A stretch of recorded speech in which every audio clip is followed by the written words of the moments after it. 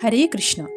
శివముక్కోటి వైకుంఠ ఏకాదశి రోజు ఆ శ్రీమన్నారాయణుడిని పూజించి ఉత్తర ద్వార దర్శనం చేసుకోవడం ఎంతటి విశేషమైనదో, ఈ శివముక్కోటి రోజు శివాభిషేకం, శివాలయ దర్శనం అంతే విశేషమైనవి. ఈ శివముక్కోటి మహాశివరాత్రికి మించిన పర్వదినంగా మన పురాణాలు పేర్కొన్నాయి. ఈరోజు చేసే శివ పూజ, శివాభిషేకము, శివస్తోత్ర పఠనము లేదా శివపురాణ పారాయణము మనకి 3 కోట్ల సార్లు చేసిన ఫలితం లభించడంతో పాటు ముక్కోటి ఏకాదశికి సమానమైన ఫలితం మనకు లభిస్తుంది. ఈ సంవత్సరం శివముక్కోటి ఏ రోజున వచ్చిందో ఇప్పుడు చూద్దాం. శివముక్కోటి ప్రతి సంవత్సరం ధనుర్మాసంలో ఆరుద్ర నక్షత్రం ఉన్న రోజు వస్తుంది.